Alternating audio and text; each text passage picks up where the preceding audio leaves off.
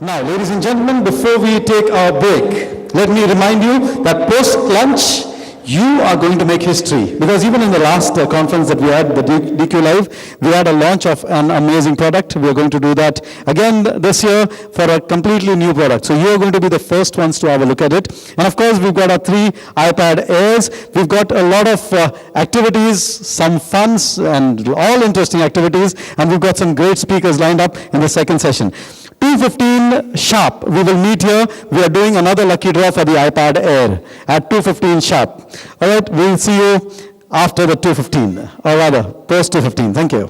Vikram Bakshi, President and CEO, Digicom Ventures. Jay founded Digicom Solutions, a leading marketing communications group which facilitates companies and brands across the world to co-create their corporate reputations and brand experiences with target communities. So ladies and gentlemen, please get your hands together as Mr. Jay Vikram Bakshi joins us on stage. Yes, can we hear a louder round of applause? Yes, that's it. Thank you very much. I know, Mr. Bakshi, you've got a challenging job ahead of you. It's immediately after lunch, and you've got to fight, but I am sure that you're up to it. Over to you, sir. Would you like this one? Yeah. Okay, can I have a caller mic, please? A caller mic on stage. And you have you've already given that? What is it? Open AV.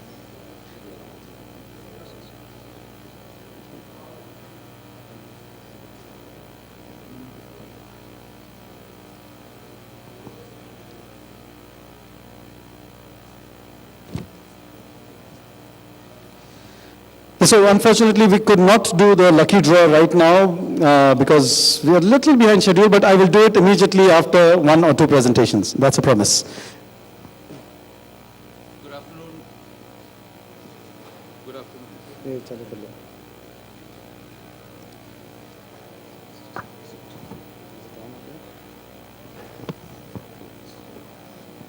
And because this is the post-lunch session, I'm not going to do any PowerPoint, or maybe a little bit.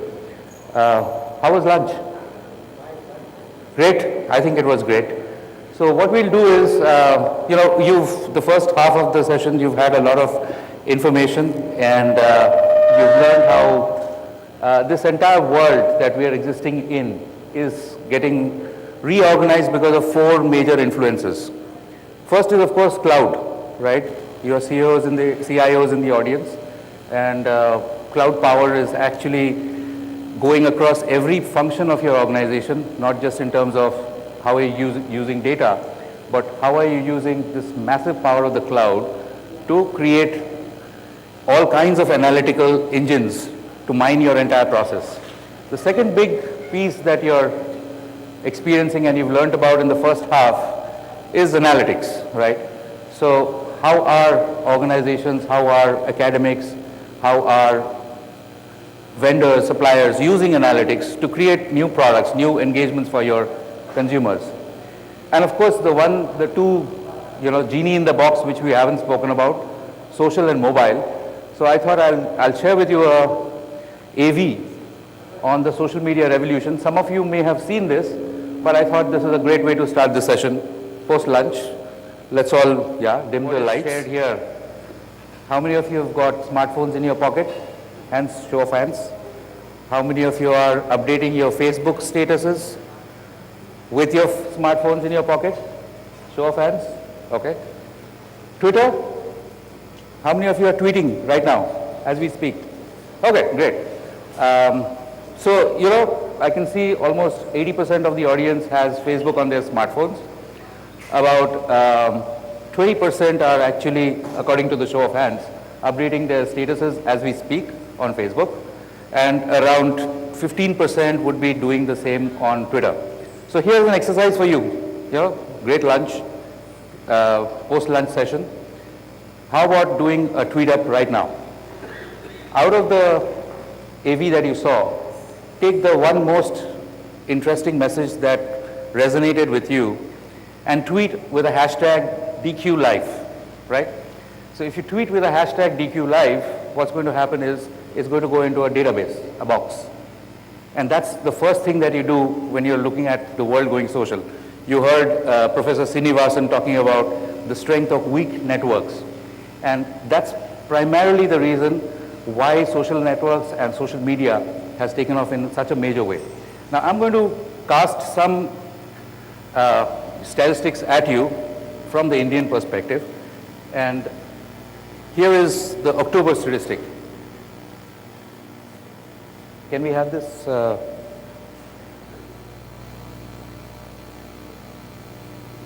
Yeah, okay. You got about 20 crore internet users in India as of now. This is media report. The blue stuff is the rural audience and the orange is the urban audience. Why is this important? It's important because of an announcement made yesterday. Bharti Airtel and Reliance Jio are tying up for 4G networks in this country. What does that mean? It actually means that this 20% of your internet population is about to explode in the next 2 or 3 years. And what does that mean for CIOs? You have to start thinking in terms of what is it that you were doing. Which part of the organization were you actually focusing on? Was it supply chain? Was it HR? Was it ERP? Was it payroll? And how are you going to engage all of that into a space which is like this, where mobile internet usage is almost as high across urban and rural, and this is October 13 data. We were watching this video for about 2 minutes, and this is what happens on the Internet Minute. Some of you would have seen this as well, because this again is an Intel data sheet. What is interesting is not the amount of data which is shared. That's not the point. The point is what the future is holding for us. So I'm not certain the people at the back can read this, but what you're going to see, you already have the global population, which is 7.8 billion people. That's the number of network devices in the world right now. In exactly 2 years from now, that number is going to be 2x, okay? And then the prediction again from Intel is in 2015, it would take you and me 5 years to view all the video which is crossing IP networks. Now just think about it. These are networks which you've put together. These are servers which you've virtualized, and this is content which is being provided by all the people who are using it right now. At Digicom, what we do is make that into brand promises and convert them into user behavior. Now, just to give you a sense of how large this is, and this is just in a year's time, just take a look at the map.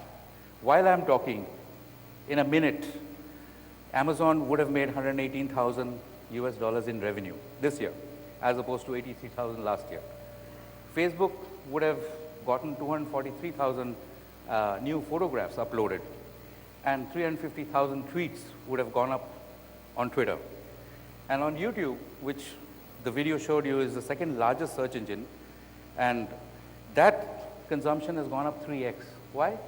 Because now you can afford 3G in your smartphone, okay? And the first behavior is consumption. So I'm consuming news, I'm consuming views, I'm consuming internet, entertainment. What does that mean? What happens when you do that? Today is very significant. 11, 12, 13, okay? 11, 12, 13. It's all about Tera. It's about you, okay? So when you say what's about you, you go into what's happening in the sphere of life. Look at the elections which happened and the results which came out. Nobody expected that a small party called Aam Aadmi Party would go and become the second largest vote gatherer in Delhi. People are still trying to figure out where was the math, what happened.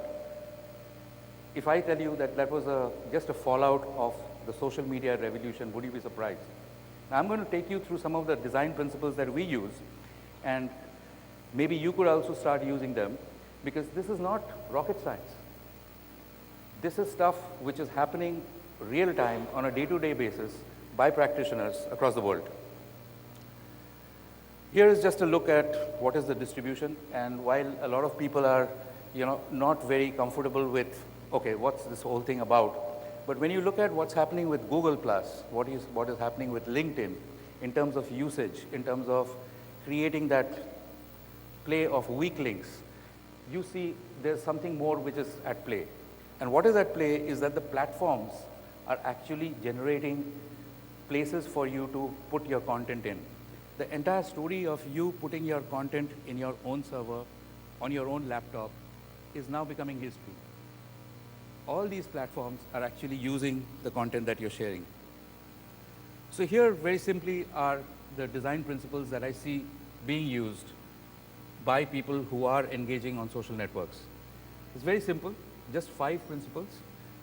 First is human-centric. So at every point, and when you listen to the speakers who've come before me, the analytics engines, the behavioral engines are all around people, okay?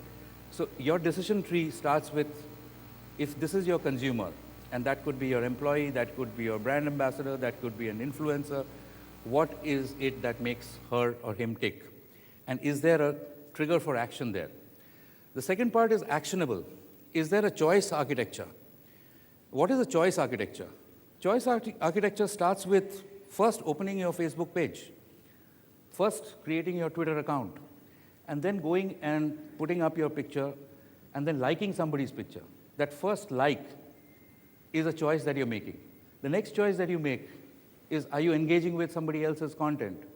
Are you sharing that? And then, once you shared it, are you personalizing it? So, oftentimes you see that content is, say, just a picture, but by the time it reaches any amount of virality, it's got so much of content with it, it's amazing. So some of you, if you're tracking news, you would see a huge controversy which broke out on gender bias in the USA with the Gap ad. So there was this Indian Sikh gentleman whose picture was defaced in a New York subway, and then that entire thing blew out of proportion when somebody went and tweeted that image, and instantly there was a question of, okay, so if this is what's happening, if people are going to be reacting in this manner, what should the brand do?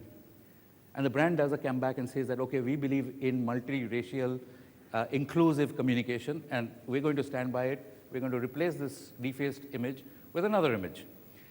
So coming back to that, small steps to big change, okay?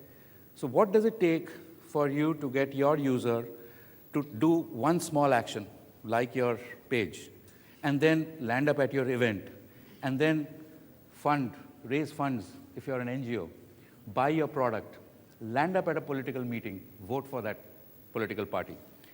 The third part is the feedback loop, the testability of what you're doing. Are there metrics in place to measure progress? So we, in digital marketing, we use a lot of metrics because that's where the ROI, or rather, to use one of the words which came in from one of the speakers earlier, ROA, return on attention, comes in. Because where we are is no longer the information age, we are actually in the influence age. So our story at this point of time in terms of humanity is being shaped by people who are influencing trends.